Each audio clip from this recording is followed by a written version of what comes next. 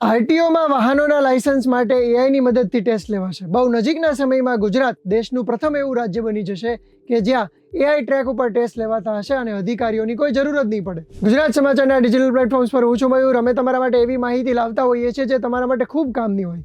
ત્યારે હવે ડ્રાઇવિંગ લાયસન્સને લગતી આ જે માહિતી છે એ ખાસ તમારે જોવી જોઈએ અને બીજા લોકો સાથે શેર કરવી જોઈએ. તો ડ્રાઇવિંગ લાયસન્સ માટેના એઆઈ ટેસ્ટ ટ્રેકની જે આ પ્રક્રિયા છે 15 જિલ્લાઓમાં તો કાર્યરત છે, પરંતુ બહુ ઓછા સમયમાં આખા ગુજરાતમાં લાગુ થઈ જશે.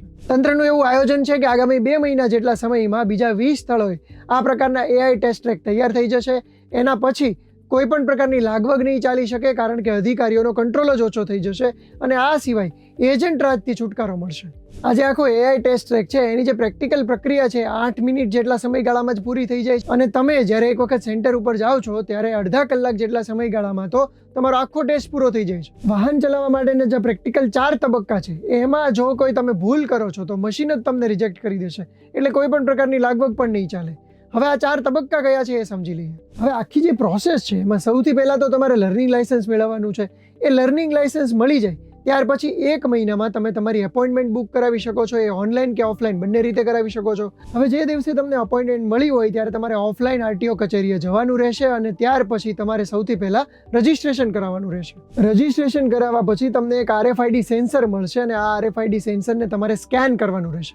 એ સ્કેન કર્યા પછી તમને એક ટ્રેનિંગ રૂમમાં જવાનું કહેવામાં આવશે, જ્યાં તમે ફરજિયાતપણે 10 મિનિટ માટે એક ટ્રેનિંગ લેશો, જેમાં તમને બધું બતાવવામાં આવશે. એટલે કે એક વિડીયોની મદદથી તમને આખું ડેમોન્સ્ટ્રેટ કરવામાં આવશે કે કઈ રીતે તમારો ટેસ્ટ લેવાશે. હવે જો તમે કારના લાયસન્સ માટે ગયા છો તો તમારું જે સેન્સર હશે કાર ઉપર ચોંટાડવામાં આવશે. તમારું ફેસ રેકગ્નિશન કરવાનું રહેશે અને એમાં તમારો ફેસ એક વખત રેકગ્નાઇઝ થઈ જશે, એટલે કોઈ એક વ્યક્તિની જગ્યાએ બીજો વ્યક્તિ ટેસ્ટ ના આપી શકે. એ ફેસ રિકગ્નિશનની પ્રોસેસ પત્યા પછી તમારે ગ્રીન લાઇટ મળે એની રાહ જોવાની છે અને પછી તમારો ટેસ્ટ ખરેખર શરૂ થશે.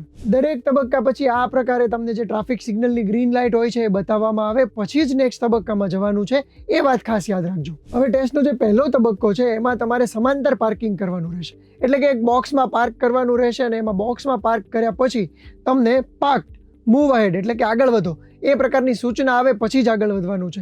એ સૂચના આવ્યા પછી પણ આગળની તરફ જે પીળી લીટી છે એને ક્રોસ નથી કરવાની. આ પહેલા તબક્કા માટે તમને 130 સેકન્ડ જેટલો સમય આપવામાં આવશે, જ્યારે બીજા તબક્કામાં 120 સેકન્ડ જેટલો સમય મળશે. બીજા તબક્કામાં જે ટેસ્ટ છે તમે અગાઉ પણ સાંભળ્યું હશે અથવા ક્યાંક જોયું પણ હશે કે આ ઢાળનો ટેસ્ટ છે, એટલે કે ગ્રેડિયન્ટ ટેસ્ટ છે, જેમાં તમે એક વખત ઢાળ ઉપર પાર્ક કર્યા પછી જ્યારે આગળ વધો છો ત્યારે ગાડી પાછળ ન આવી જોઈએ.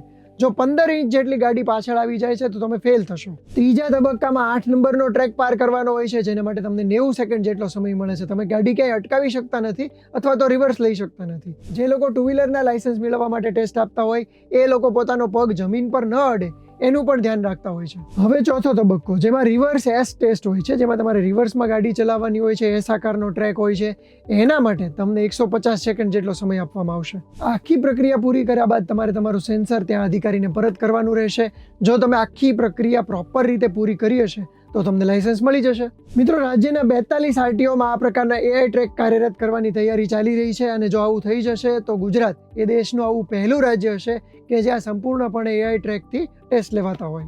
મિત્રો, આશા છે કે આ વિડીયોમાંથી તમને સમગ્ર પ્રક્રિયા સમજાઈ ગઈ હશે. આ જ પ્રકારના માહિતીસભર વિડીયોઝ જોવા માટે ગુજરાત સમાચારને જો ફોલો ના કર્યું હોય તો આજે જ કરી લેજો.